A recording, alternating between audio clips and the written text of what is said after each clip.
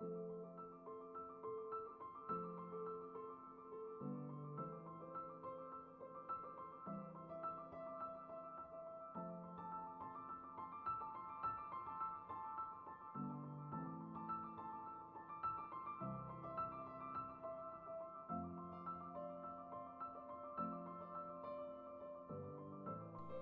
semuanya, kami dari kelompok 7 kelas E akan membahas isu hukum lingkungan yang berkaitan dengan dampak pencemaran lingkungan laut oleh perusahaan pertambangan terhadap nelayan tradisional. Lingkungan hidup yang baik dan sehat merupakan hak bagi semua warga negara Indonesia. Oleh karena itu, pemerintah dan seluruh masyarakat wajib melakukan perlindungan dan pengelolaan lingkungan hidup. Seperti yang kita tahu, Indonesia adalah negara maritim yang berarti kebutuhan dan lingkungan hidupnya berdampingan dengan laut. Begitu pula jika ada pencemaran laut, maka masyarakat sendirilah yang menerima dampaknya. Pencemaran air laut itu sendiri diatur secara hukum karena air laut merupakan milik umum yang penguasaannya dimandatkan kepada pemerintah. Pencemaran air laut perlu dikendalikan karena akibat pencemaran air dapat mengurangi pemanfaatan air sebagai modal dasar dan faktor utama pembangunan. Nelayan adalah suatu kelompok masyarakat yang kehidupannya tergantung pada hasil laut, baik secara melakukan penangkapan maupun secara budidaya. Bertahun-tahun orang tidak peduli dengan pencemaran laut karena volume air laut yang besar dan kemampuan mengencerkan segala jenis zat asing sehingga hampir tak menimbulkan dampak sama sekali.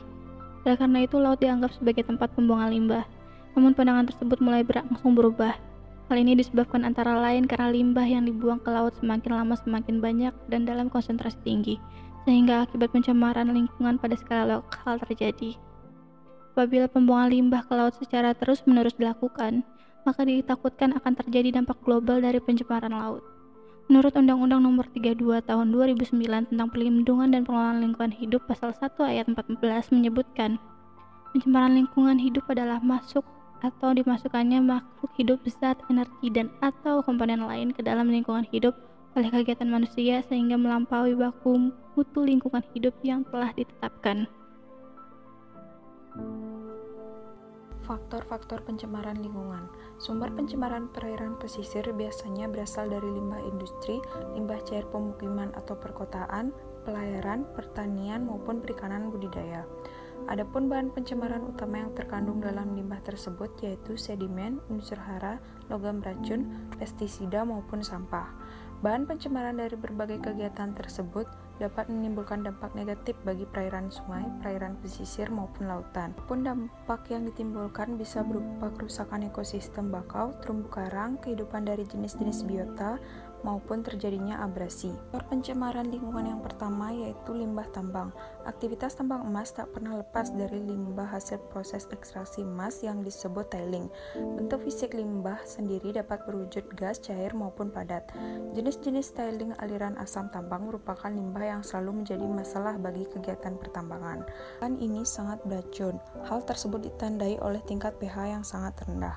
Aliran asam ini terbentuk dari fenomena alam berupa proses oksidasi yang terjadi pada permukaan partikel bebatuan karena langsung bereaksi dengan oksigen. Faktor yang kedua yaitu sedimen. Sedimen merupakan pecahan mineral atau material organik yang ditransformkan dari berbagai sumber dan diendapkan oleh media udara, angin, es atau oleh air dan juga termasuk di dalamnya material yang diendapkan dari material yang melayang dalam air atau dalam bentuk larutan kimia. Adapun beberapa sumber sedimen yaitu pertama sedimen yang berasal dari erosi pantai dan material hasil erosi daerah upland.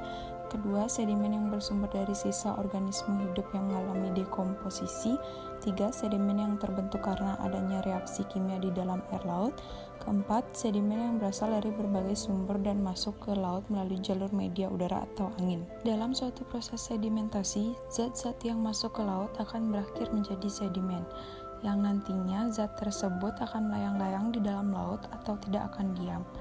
Hal tersebutlah yang akan mengganggu ketika hewan laut dalam mencari makanan. Dampak pencemaran lingkungan. Gejala umum pencemaran lingkungan akibat limbah industri yang segera tampak adalah berubahnya keadaan fisik maupun peruntukan sesuatu lingkungan. Air sungai atau air sumur sekitar lokasi industri pencemar yang semula berwarna jernih berubah menjadi keruh berbuih dan berbau busuk sehingga tidak layak dipergunakan lagi oleh warga masyarakat sekitar untuk mandi, mencuci, apalagi untuk bahan baku air minum. Selain itu, terhadap kesehatan warga masyarakat sekitar dapat timbul penyakit dari yang ringan seperti gatal-gatal pada kulit sampai yang berat berupa cacat genetik. Dalam pantauan Walhi, hampir di seluruh wilayah Indonesia terjadi pencemaran industri dalam berbagai skala dan dalam beragam bentuk. Sejak awal berdiri, sektor industri seringkali menimbulkan masalah, misalnya lokasi pabrik yang dekat dengan pemukiman penduduk, pembebasan tanah yang bermasalah, tidak dilibatkannya masyarakat dalam kebijakan, buruknya kualitas AMDAL, sering tidak adanya pengolahan limbah, dan lain sebagainya. Dampak lainnya yang muncul ialah polusi udara, polusi air, kebisingan, dan sampah. Semua dampak tersebut menjadi faktor utama penyebab kerentanan yang terjadi dalam masyarakat. Kehidupan masyarakat menjadi tambah rentan karena buruknya kualitas lingkungan. Selanjutnya ialah dampak sedimentasi. Sedimentasi yang terjadi di suatu perairan dapat berpengaruh antara lain pada pendangkalan dan perubahan bentang alam dasar laut, kesuburan perairan, dan keanekaragaman hayati. Pendangkalan dan perubahan bentang alam dasar laut. Laporan RKL atau RPL PT Newmont untuk periode Oktober sampai dengan Desember 1998 menyatakan bahwa terjadi penumpukan sedimen di sekitar ujung pipa atau anus pipa kurang lebih 9 meter.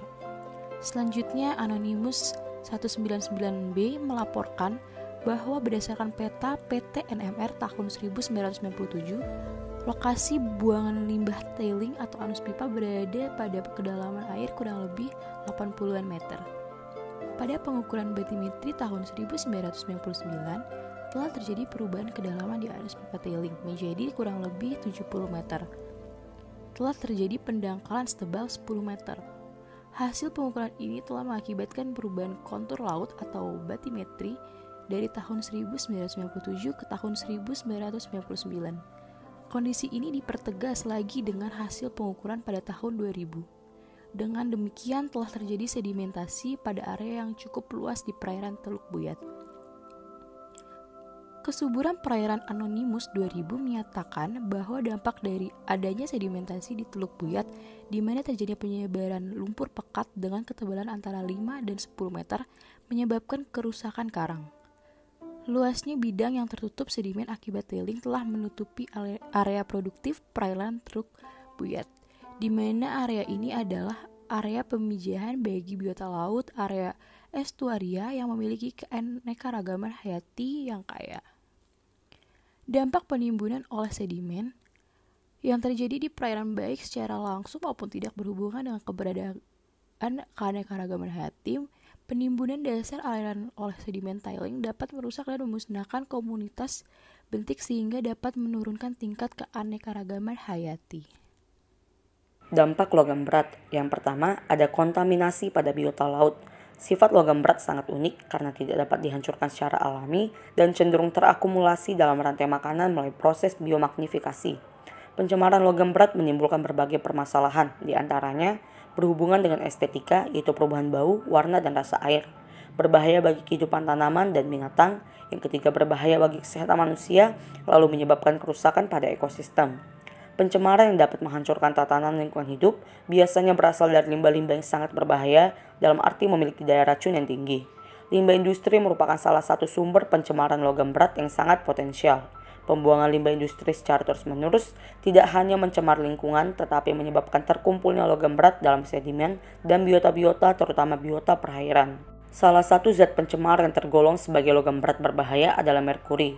Menurut beberapa penelitian, jika kandungan merkuri dalam tubuh mencapai tingkat tertentu, maka dapat mengakibatkan kematian bagi manusia tersebut. Pengaruh utama yang ditimbulkan oleh merkuri dalam tubuh adalah menghalangi kerja enzim yang merusak membran sel. Dan kerusakan lainnya yang diakibatkan oleh logam merkuri dalam tubuh umumnya bersifat permanen. Dampak logam berat yang kedua yaitu lingkungan pasca tambang. Yang paling sering menimbulkan kerugian bagi lingkungan ialah jenis pertambangan yang terbuka. Karena setelah bahan tambang yang ingin diambil habis, maka para pelaku industri pertambangan sangat sering meninggalkan lokasi tambang terbengkalai.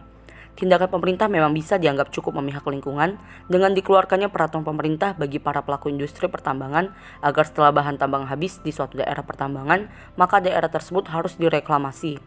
Namun walaupun telah dilakukan reklamasi, lahan tersebut tetap saja tidak bisa ditanami oleh tumbuhan lain karena sumber daya tanah tersebut juga sudah tidak ada lagi, alias lahan tersebut juga akan semakin gundul. Melihat dampak dari keberadaan industri pertambangan terhadap pencemaran lingkungan yang semakin meningkat, maka diperlukan solusi yang tepat untuk mengatasi permasalahan penurunan kualitas lingkungan hidup ini. Mengingat, mendapat lingkungan hidup yang sehat dan bersih adalah hak asasi setiap manusia. Peran serta setiap lapisan untuk dapat berkontribusi saling mendukung agar pencegahan serta penanggulangan akan dampak industri pertambangan bisa berjalan lancar adalah hal yang penting. Mulai dari pengawasan dan tindakan serius pemerintah, kepekaan pelaku industri akan langkah-langkah pencemaran lingkungan untuk kemudian bisa selalu dilaksanakan, hingga keterlibatan masyarakat untuk turut bersama mengawasi pengolahan limbah buangan industri agar lebih intens menjaga mutu dari lingkungan hidup. Dan semua komponen tersebut harus berpartisipasi. Adapun produk hukum menjadi salah satu cara pemerintah meningkatkan pengawasan, khususnya dalam hal ini terkait pencemaran lingkungan yang bisa saja dilakukan oleh para pelaku industri. Beberapa di antaranya seperti Surat Keputusan Menteri Perindustrian Nomor 12/M/SK/I/78 tanggal 26 Januari tahun 1978 tentang pencegahan dan penanggulangan pencemaran lingkungan sebagai akibat dari industri. Serta Peraturan Menteri Negara Lingkungan Hidup Nomor 12 Tahun 2006 tentang persyaratan dan tata cara pembuangan air limbah ke laut. Pada akhirnya, keberadaan perusahaan pertambangan harus turut diikuti dengan adanya ketentuan hukum yang tegas dalam mengatur tentang tata cara pengendalian limbah bahan berbahaya dan beracun atau B3, berbagai ketentuan umum mengenai AMDAL, serta Undang-Undang Pengelolaan Lingkungan Hidup yang terbarukan. Di samping pula diperlukan peran aktif pemerintah dalam mengawasi lingkungan daerah perusahaan tambang maupun industri agar tidak terjadi dampak yang merugikan bagi warga lingkar tambang maupun nelayan tradisional.